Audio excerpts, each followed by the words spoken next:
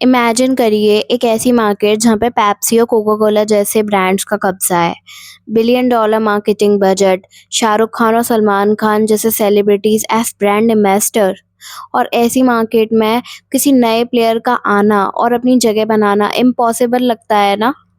लेकिन पंजाब के 3 कज़िन्स ने मिलके इस इम्पॉसिबल को पॉसिबल बना दिया, बिना किसी बड़े एडवर्टाइजिंग बजट के, बिना किसी सेलिब्रिटी को एम्बेसडर्स बनाए, सिर्फ एक 10 रुपए की बॉटल से उन्होंने इन जायंट्स की नींद हिला दी। और आज ये ब्रांड हर साल 80 लाख बोतल बेच रहा है और 1000 करोड़ के रेवेन्यू को चेस कर रहा है। कैसे बने ये देसी डिसरप्टर्स? कैसे इन्होंने कार्टन के कार्टन रातों रात साफ कर दिए? जी हाँ, आज की इस वीडियो में हम बात करेंगे लाहौरी जीरा के बारे में, जिसने काफ़ी कॉन्वर्सेशन स्पार्क कर दी है इंटरनेट पे, और हम जानेंगे इनके बिजनेस मॉडल के बारे में। तो इस कहानी की शुरुआत होती है 2017 में, जब पंजाब के 3 कजिन्स सौरभ, सौरव एंड निखिल, इन तीनों ने ऑब्जर्व किया कि कैसे लोगों को कोक और पेप्सी तो पसंद है, लेकिन खाने के बाद उन्हें एक देसी डाइजेस्टिव ड्रिंक चाहिए होती है। इनका आइडिया सिंपल था, जीरा, इमली और शिकंजी जैसी चीज़ों को एक बॉटल में पैक करना और उन्हें एकदम देसी और फिज़ी स्टाइल में प्रेज़ेंट करना। और इन्होंने शुरुआत करी अपने घर की किचन से। इन्होंने पहले अपने फ्रेंड्स एंड फैमिली में टेस्ट कराया और जब लोगों को अच्छा लगने लगा, रिस्पॉन्स मिलने लगा, तब 1 करोड़ के कैपिटल से इन्होंने अर्चिन फूड्स की शुरुआत करी। इससे हमें की बिज़नेस नॉलेज ये मिलती है कि पहले हमें प्रोडक्ट मार्केट फिट चेक कर लेना चाहिए, और उन्हें तो इस बात का पूरा भरोसा था कि इंडिया में भारत सेगमेंट को क्या एग्जैक्टली चाहिए। अब बात करते हैं उस स्ट्रैटेजी की जिन्होंने इनका पूरा गेम पलट दिया, और जो थी इनकी प्राइसिंग। इन्होंने टॉप डाउन नहीं बल्कि बॉटम अप अप्रोच अपनाया।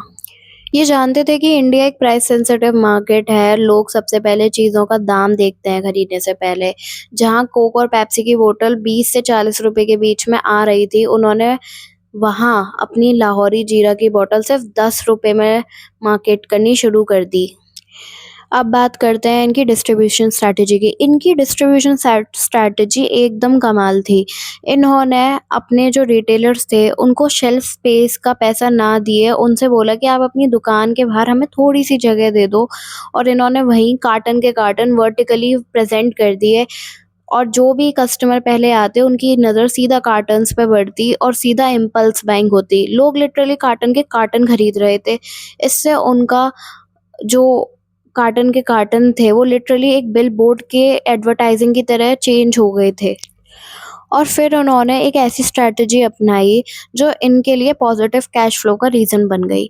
हमेशा जो ब्रांड्स होते थे वो पहले डिस्ट्रीब्यूटर्स को माल देते थे और बाद में पैसा लेते थे, लेकिन इन्होंने ऐसा नहीं किया। इन्होंने 100% एडवांस पेमेंट का ही अपना वो बना लिया, और पहले ही अपने डिस्ट्रीब्यूटर से पैसे लेते थे और उसके बाद माल देते थे। अब बात करते हैं कंपटीशन की। कोक, पेप्सी और अलग ब्रांड्स के पास खूब सारा बजट था, पर लाहौरी जीरा के पास एक एजिलिटी और एक टेस्ट था जो कि अनबीटेबल था। जब कोक और पेप्सी ने देखा कि कैसे लाहौरी जीरा उनका मार्केट खा रहा है, तब उन्होंने भी सिमिलर फ्लेवर्स को लॉन्च किया। बट जब तक लाहौरी जीरा ऑलरेडी लोगों के माइंड में ऊपर तक पहुंच चुका था और लोग इसके टेस्ट के एडिक्टिव हो चुके थे। क्या आपने कभी देखा है कि किसी मंदिर या गुरुद्वारे में प्रसाद की जगह लोगों को सॉफ्ट ड्रिंक या फिर कोल्ड ड्रिंक दी जा रही हो? बट लाहौरी जीरा के संग ऐसा था। लोग इसे लिटरली हाजमे का पानी समझने लगे थे। अब बात करते हैं और इनके रेवेन्यू की। अगर आप इनके नंबर देखेंगे तो लिटरली हैरान हो जाएंगे। FY21 में इनका रेवेन्यू 80 करोड़ तक पहुंच गया था, FY24 में 316 करोड़, एंड FY26 में ये 1000 करोड़ के टारगेट को चेस कर रहे हैं। इनकी कंपनी 5 साल बूटस्ट्रैप रही, मतलब कि इन्होंने कोई भी इन्वेस्टर से कैपिटल नहीं रेस किया और उसके बाद रेस किया, और आज मार्केट में इनकी वैल्यूएशन कुछ 2800 करोड़ के आसपास की है। चलिए अब हम बात करते हैं इस ब्रांड के चैलेंजेस और इस इंडस्ट्री के फ्यूचर के बारे में। तो अभी हम देख सकते हैं कि कैसे रिलायंस ने कैंपा कोला लॉन्च कर दिया है, वो भी 10 रुपए में, जो कि एक अच्छा कंपटीशन हो सकता है। साथ ही लाहौरी जीरा भी अब ब्लिंकिट, ज़ेप्टो जैसे प्लेटफॉर्म पे आ चुका है और साउथ में भी एक्सपेंड कर रहा है और साथ में ही ये ग्लोबल एक्सपेंशन की भी तैयारी कर रहे हैं। हम देख सकते हैं कि कैसे ट्रेंड अब हेल्दी और फिजी ड्रिंक्स का है।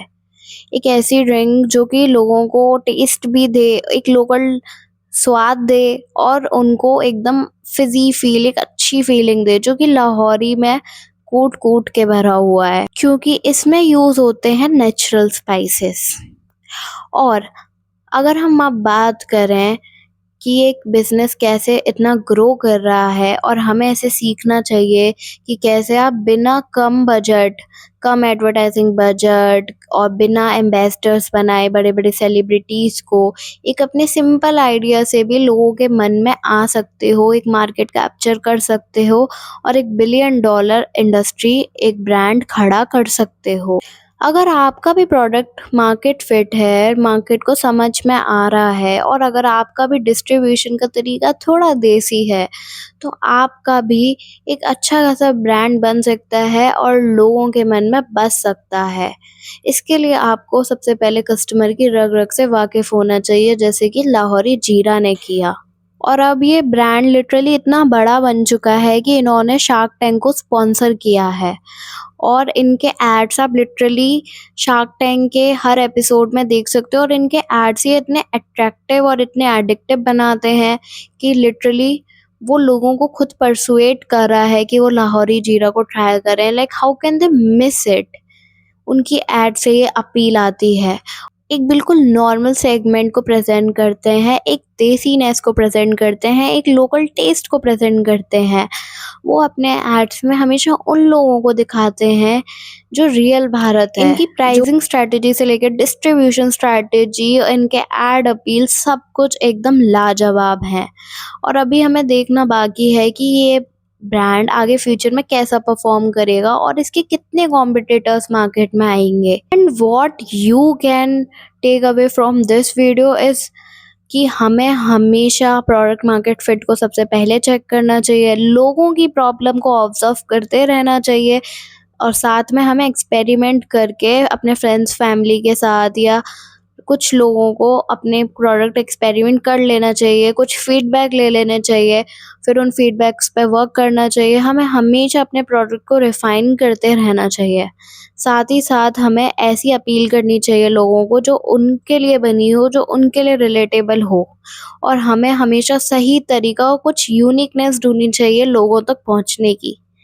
और इसी के साथ साथ हम एक अच्छा बिजनेस खड़ा कर सकते हैं जो कि लॉन्ग टर्म में हमें बेनिफिट करे। और अगर आपको ऐसी ही वीडियोस देखनी है और कुछ नॉलेज गेन करनी है बिजनेस रिलेटेड, तो आज ही मेरे चैनल को सब्सक्राइब कर लीजिए। आने वाले टाइम में मैं आपके लिए ऐसी वीडियोस लाऊंगी जो आपकी बिजनेस नॉलेज को और इंक्रीज करेंगी और आपको देखने में मज़े आएंगे। So please subscribe and follow me.